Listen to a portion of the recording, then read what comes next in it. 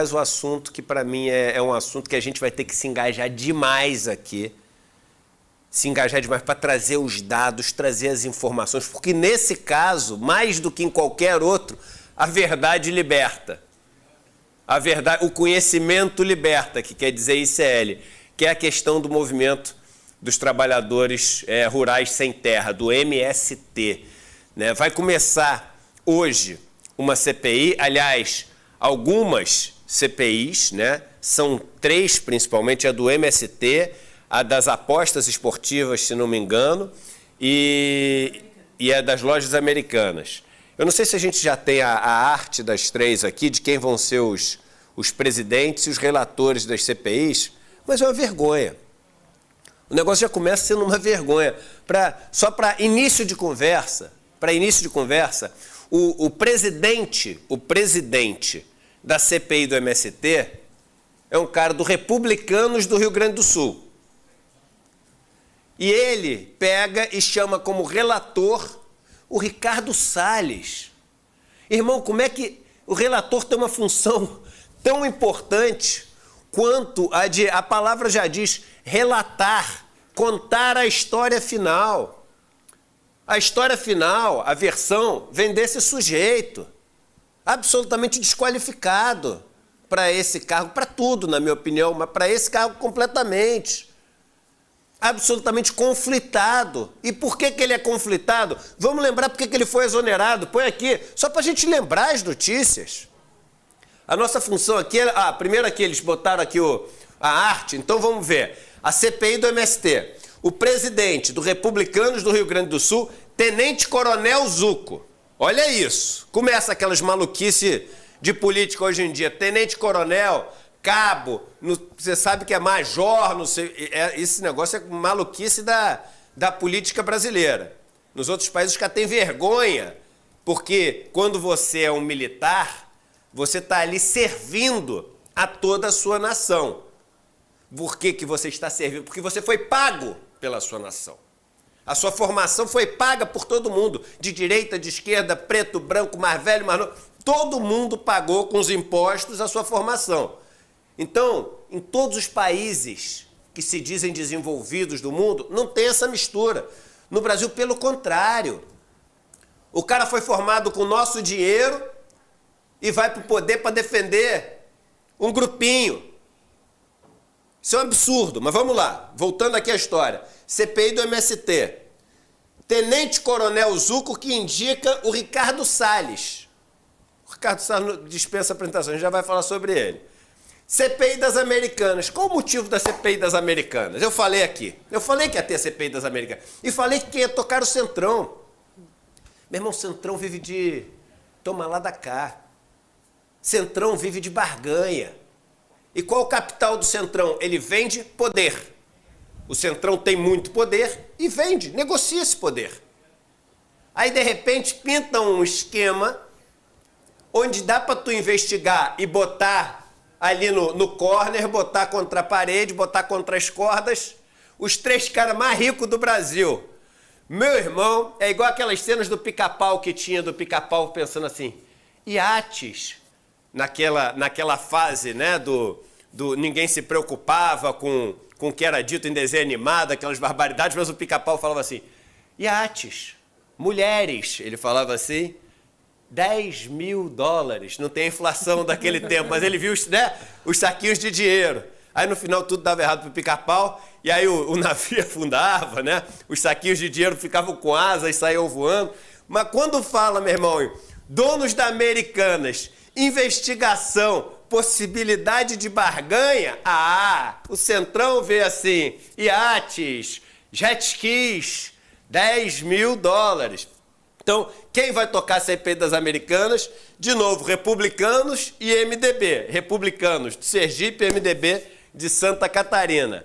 Essa CPI, na minha opinião, vai ser uma vergonha. Eles vão achar um monte de coisa, eu já conto até o roteiro. Ih, não põe o spoiler, né? A gente não conta de série, você não conta o que vai acontecer. A CPI vale. Eu já vou contar para vocês o que vai acontecer na CPI das Americanas. Vão achar um monte de problema, vai dar um mega susto. Vocês vão achar que, caraca, essa andou, os caras tão ferrados. Daqui a um ano você não está mais sabendo de nada, não aconteceu nada. E aí, como que aquilo que pareceu que ia dar em um monte de coisa não deu em nada, como que teve essa transformação, isso você não vai nunca saber. Mas eu deixo sua imaginação trabalhar, né, hipóteses e imaginar como essa reviravolta vai acontecer. Vamos lá. E aqui, a CPI das apostas esportivas, onde também tem grana envolvida, muita grana envolvida. A gente vai ter o PP tendo a presidência e o PSB tendo a relatoria. O Edu, Centrão. Mas não se anime muito com o Felipe Carreiras do PSB ali. Ele é líder do bloco do Arthur Lira na Câmara dos Deputados. Ele é muito próximo ao Arthur Lira. Então o PSB é diferente. PSB não quer dizer muita coisa, não. É um PSB meio do centrão, o Felipe Carreiras, viu? Então é isso aí. Gente, as CPIs no Brasil viraram um instrumento de barganha política. Número 1. Número 2, importante dizer, e sempre dou o mérito para quem foi o primeiro a dizer, o Janones foi o primeiro a dizer isso aqui.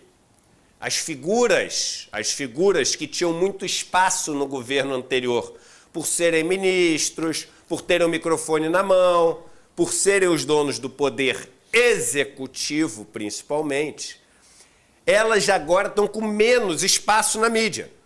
Elas estão com menos palanque. Elas estão com menos horário de Jornal Nacional. Estão com menos horário de atenção de todo mundo. Então, o Janones falava, essa turma vai fazer uma confusão na Câmara dos Deputados. Porque é dali que vai vir a atenção, o foco, o palco. O que está acontecendo? A turminha está indo, vamos fazer CPI, porque CPI, meu irmão, é palco. Quem lembra da CPI da Covid? Era palco, o pessoal parava para assistir à tarde. Teve gente que teve síndrome da depressão pós-CPI Covid. Total.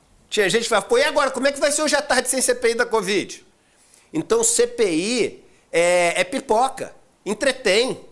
É claro, eu não estou reduzindo o CPI ao entretenimento, mas estou assumindo que para as pessoas a CPI vira um entretenimento, vira palco, vira espaço de atenção, vira notícia, que é tudo que essa galera quer.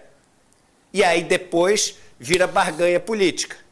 Não se esqueça, Vivian e William, que está acontecendo a CPI do MST. Mas qual a outra que talvez tenha CPI, mas que está tendo uma investigação em curso gigante, que está acontecendo agora? Eu vou te pegar, meu irmão e minha irmã que estão me assistindo.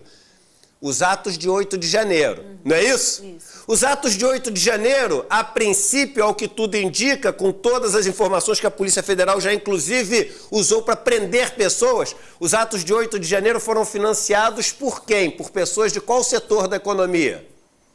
Do agronegócio. Então você tem de um lado o agronegócio sendo acusado por um crime bárbaro de tentativa de golpe de Estado, e de repente a turma que representa o agronegócio montando uma CPI contra o MST para poder barganhar politicamente isso. Olha só, a gente alivia aqui e você alivia a gente lá. Não tenha dúvida alguma que isso aqui tem como interesse botar esse cara aqui no palco e no holofote, porque ele quer ser prefeito de São Paulo, e barganhar politicamente com essa turma do agronegócio que está envolvida até o talo em ilegalidade. De envolvimento em 8 de janeiro até grilagem de terra. Mas vamos lembrar que é Ricardo Salles, o cara que vai contar a história final dessa CPI, o cara responsável por fazer a versão, que é a versão que vai ser oficial. Vamos lembrar a notícia do que aconteceu. Por que ele saiu? Ele era ministro do Meio Ambiente. Por que ele saiu do Meio Ambiente? Ricardo Salles é investigado por esquema de exportação ilegal de madeira.